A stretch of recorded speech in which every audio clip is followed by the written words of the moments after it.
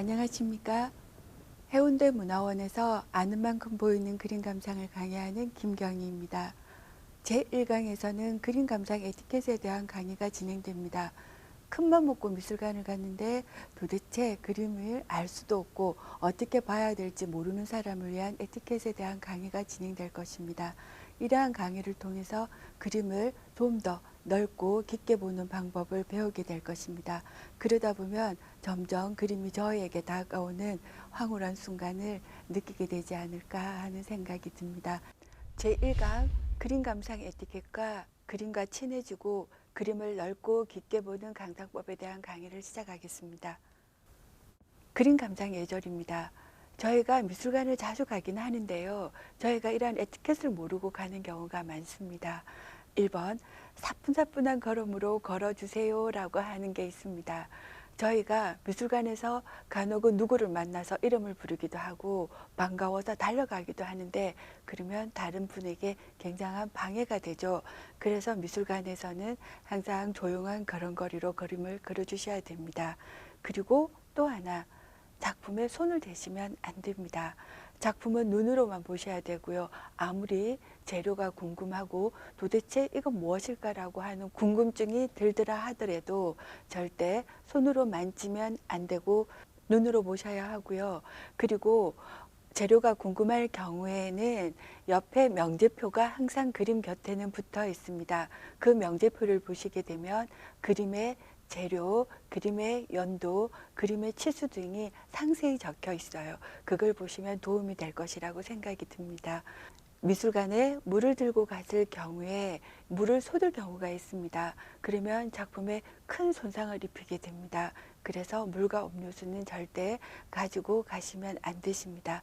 미술관과 갤러리를 가셨을 경우에 사진을 찍고 싶은 충동이 들 때가 있으십니다. 그래서 말 없이 사진을 찍을 경우에 조금 안 좋은 소리를 듣기도 하시죠.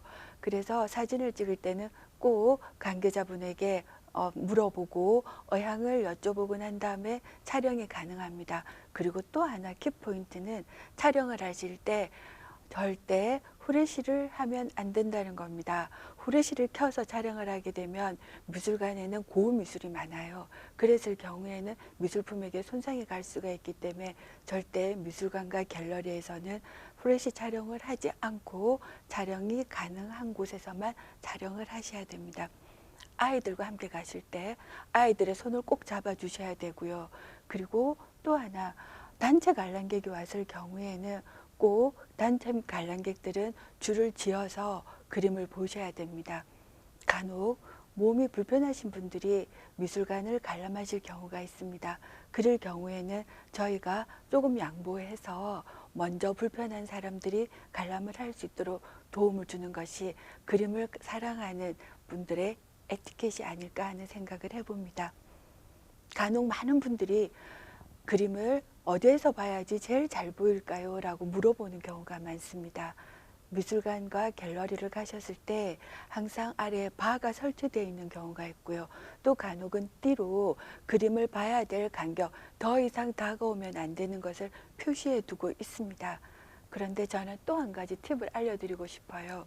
그림을 보러 가셨을 때 제일 키포인트는 줄을 그어 놓은 곳 혹은 바가 설치되어 있는 곳에서 작품을 보는 방법이 하나 있습니다.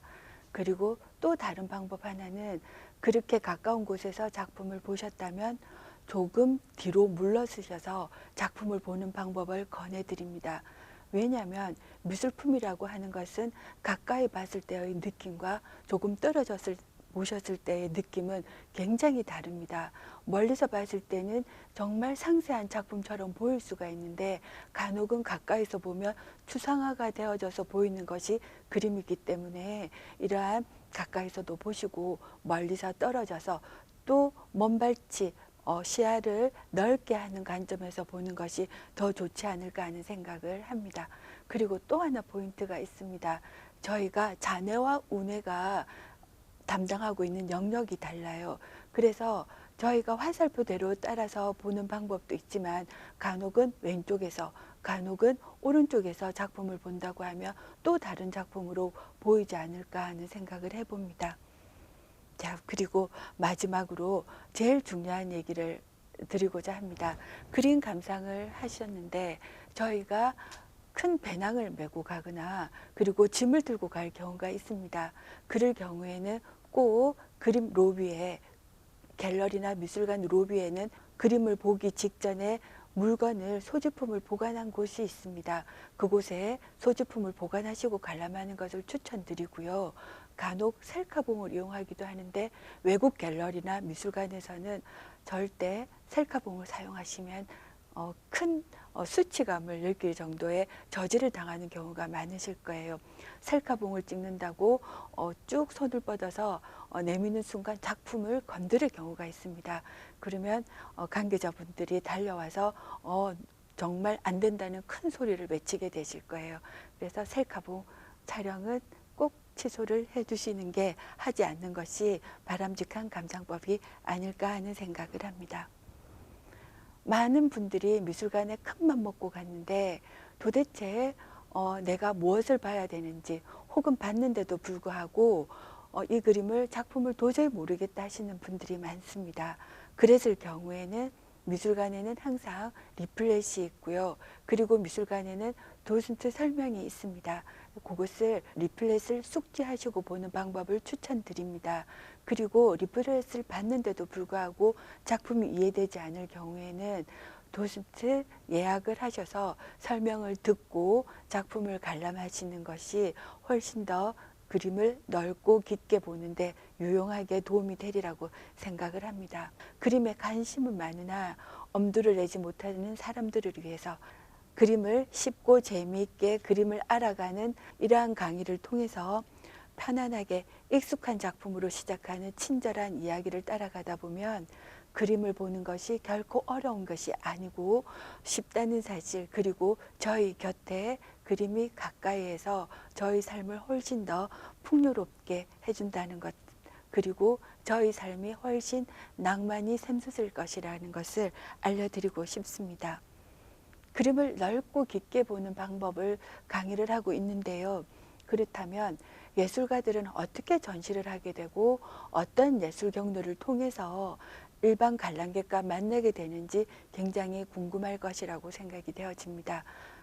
그림을 시작을 해서 작가로 반열에 오르기까지에는 굉장히 긴 시간이 필요합니다. 동호회를 통한 작품을 출품을 하고 거기서 관람객과 만나는 방법이 있고요.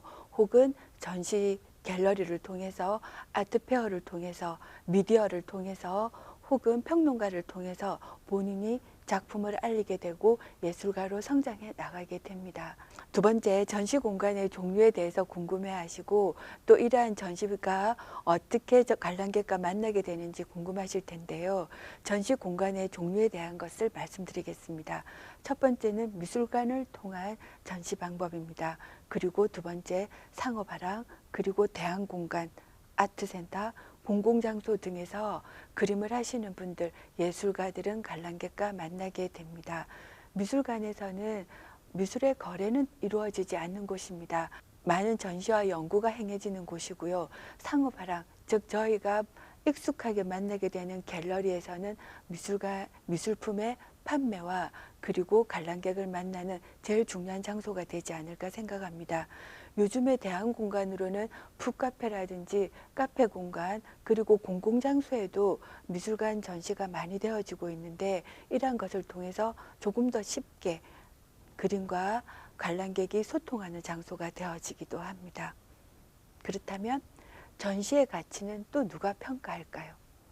한 번쯤 제일 많은 분들이 궁금해하는 것 중에 하나가 그림 가격은 도대체 어떻게 측정이 되어지나요? 라고 물어보는 경우가 많습니다.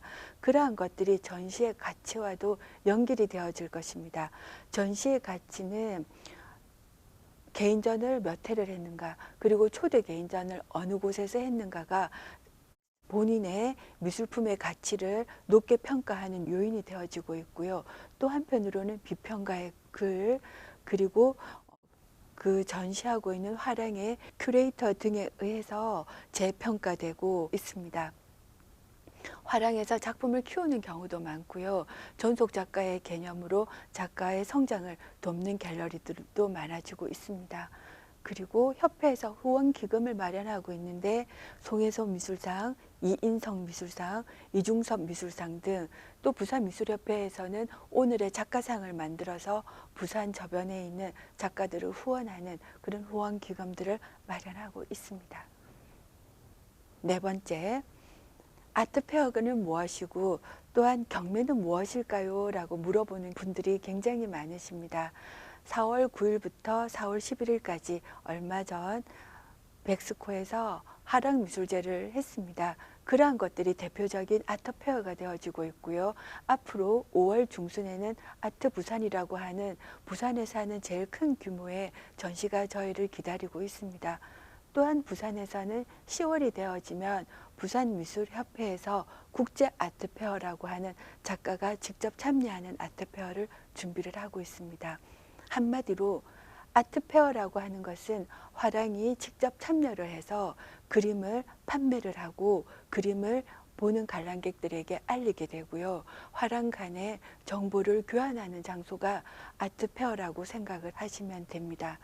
그렇다면 세계 최대 아트페어는 또 어딘가 궁금하지 않을까 생각이 듭니다. 세계 최대 아트페어는 보통 3대 아트페어로 이야기를 하고 있는데 프랑스의 피악 아트페어가 있고요.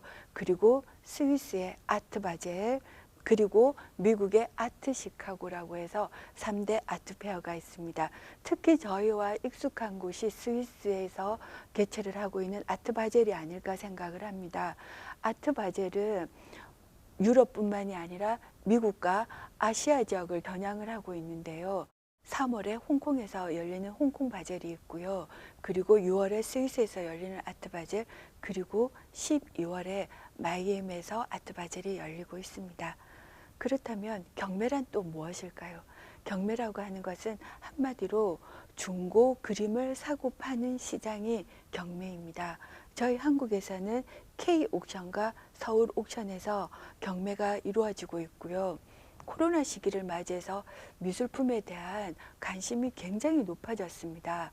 그래서 다른 어느 해보다 K옥션과 서울옥션에서는 많은 작품이 거래되어지고 있고요. 그리고 이래 거래되어지는 금액 또한 굉장히 고가로 경매가 이루어지고 있습니다.